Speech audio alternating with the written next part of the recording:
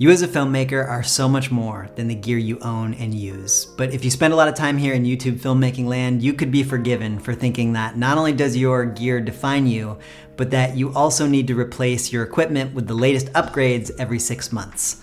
The truth is, if you're constantly on the lookout for new equipment, you're not only wasting your time, but you're wasting your money. In this video, I'm going to break down my strategy for investing in gear.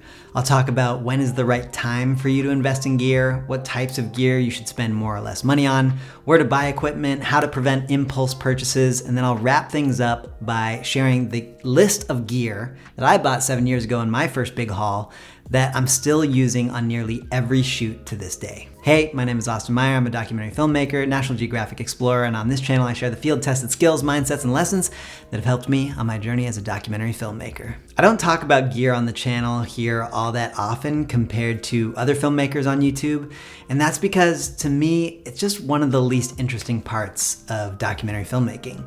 However, I also recognize that gear is a critical component of what we do, and even I like to see what other people are using to get certain shots. So to be honest, I'm still figuring out the right cadence and right way to talk about gear here on the channel. So if you have thoughts on how I should do it, please let me know in the comments. But today's topic is one that I've really wanted to talk about for a while, and that's because when I was first getting started as a filmmaker, purchasing gear stressed me out. I never knew when was the right time to buy equipment, where I should purchase from, where I should save my money, and when it made sense to put down some serious cash for an investment that would stand the test of time.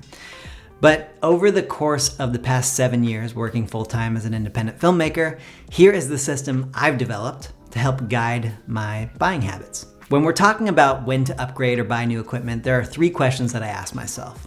These questions have helped guide me as I went from the Canon T5i as my first ever camera back in college, to the Sony a7S II back in 2018, to my current camera package, which consists of the Sony FX6 as my A cam and Sony a7S III as my B cam. The first question I ask is, have I maxed out the capabilities of my current camera? The great thing about gradually investing in camera gear over a long period of time is that your skills and knowledge will grow in parallel with your ability to own nicer and more advanced equipment. It's not that any one camera is bad or one camera is good. There are cameras that are right or wrong for you based on your current skills or knowledge. As an analogy, when you're learning math, you start out as a kid learning your numbers, and then you learn addition, subtraction, multiplication, and eventually you work your way up to things like algebra, geometry, and calculus. Notice how when you get to calculus, you don't think back to your elementary school teacher who taught you addition and think, wow, that teacher was terrible. Why didn't they teach me this? And that's because you weren't ready. You needed to learn addition to get to multiplication, to get to algebra, to get to calculus. It's not that your elementary school teacher was bad. It's that it's the sequence of learning. That teacher got you ready for the next stage. And I think of camera equipment in a similar way.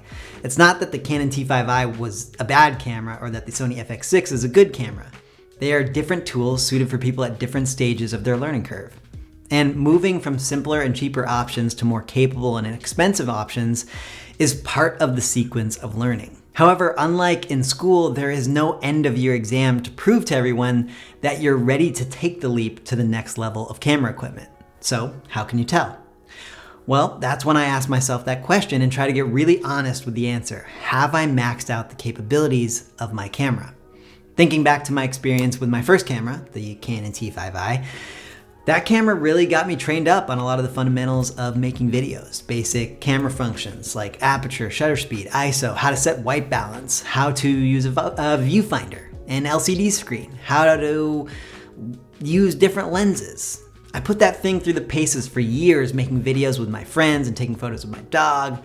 But then after a while, after I did my first documentary project with the Canon T5i in 2016, in which I covered a story for Slate about the social and environmental impacts of hydroelectric dams in Southeast Asia, I thought to myself, I think I've maxed out this particular camera.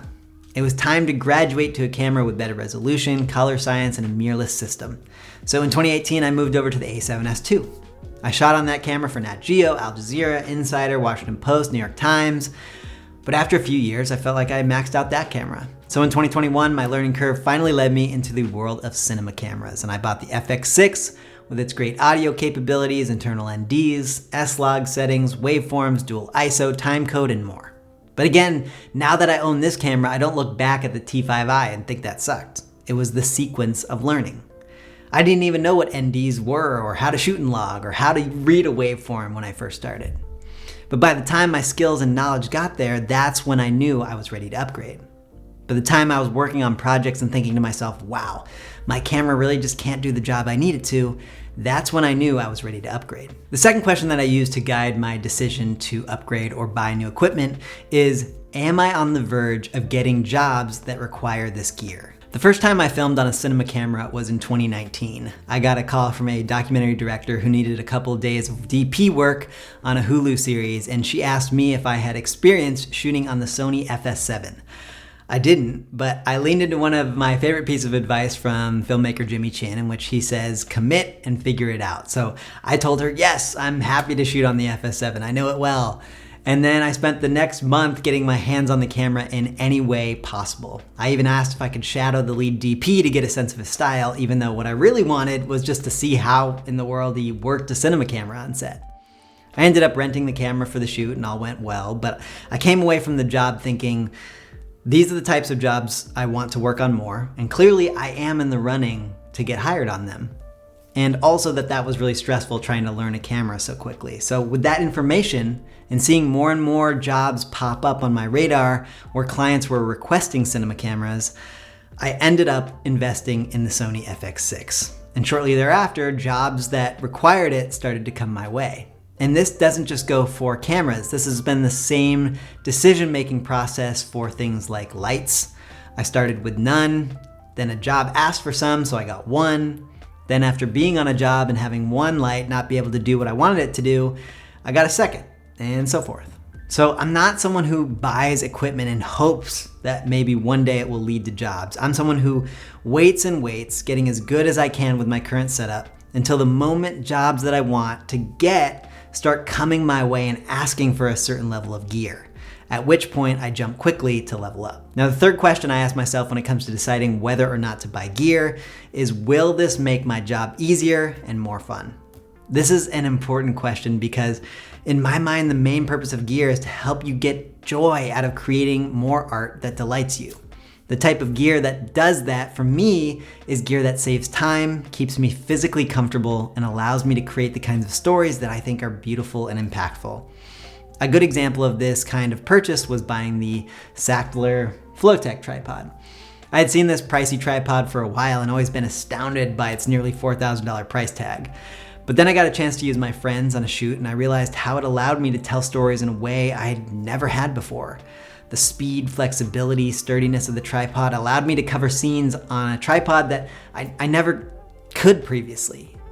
In other words, it was a piece of gear that would save me time, keep me more physically comfortable, and allow me to film in a locked-off style that really intrigued me. So I bought it. If you're interested to hear more about that tripod, I'll put a link in the description to a video I made about the tripod. But the message here is, invest in gear that makes it easier to create more of the stories you want to create. Now, once you've asked yourself these questions and made the decision that you do want to upgrade or buy a new piece of equipment, where should you spend a lot and where should you spend a little? Here's what I would recommend. When you are early in your career, invest your money in high quality lenses and high quality audio.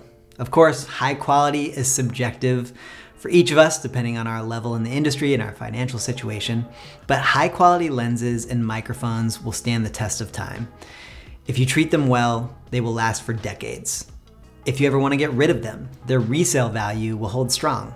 And both lenses and microphones play an outsized role in the overall production quality of your documentary. On the other side of the spectrum, if you're really early in your career, I would encourage you to save your money when it comes to drones, gimbals, and fancy lighting. Essentially, the equipment that we are constantly being sold here on YouTube. The amounts of times I see drones, gimbals, lights, and also action cams come across my feed here on YouTube, they're nice to have, but they're not necessary. And even if you want them, there is so much turnover in those marketplaces that you should be able to get last generation's models that do 90% of the job for a heavily discounted price. Speaking of which, that leads me to where you should purchase your gear from. I really encourage you to look to buy used gear. Buying secondhand is not only more sustainable for the world, but also your wallet. When I buy gear, one of the first places I look is a shop called KEH, which sells pre-owned equipment. I've purchased lenses from there, and every one I've received has been in impeccable shape.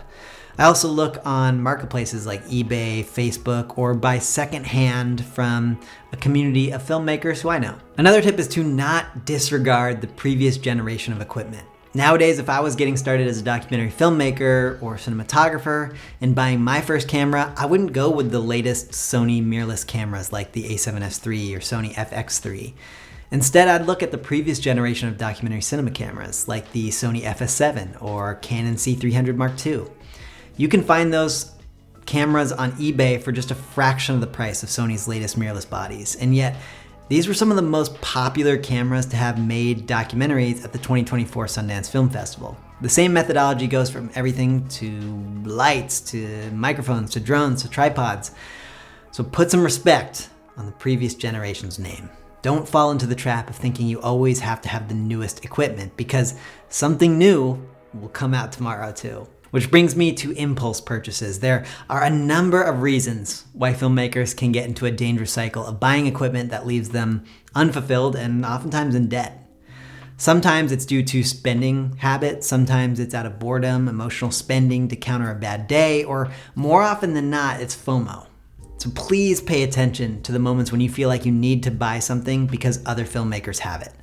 A lot of the YouTube sponsorship ecosystem works off FOMO, and I think it's really dangerous. The strategies that I employ to get out of this cycle are asking myself the questions from the beginning of this video.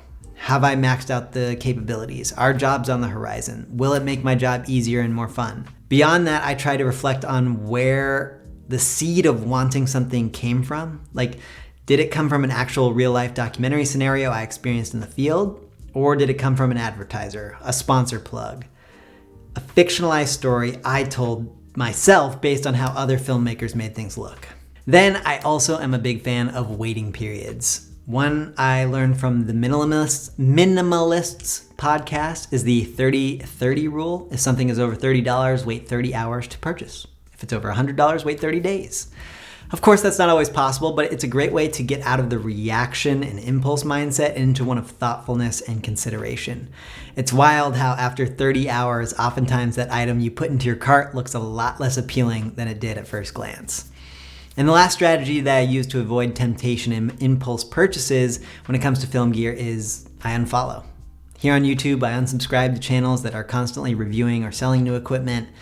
In fact, beyond YouTube, I have unfollowed every person on every social media platform for like 4 years because these platforms are powerful, addictive, and thrive on FOMO.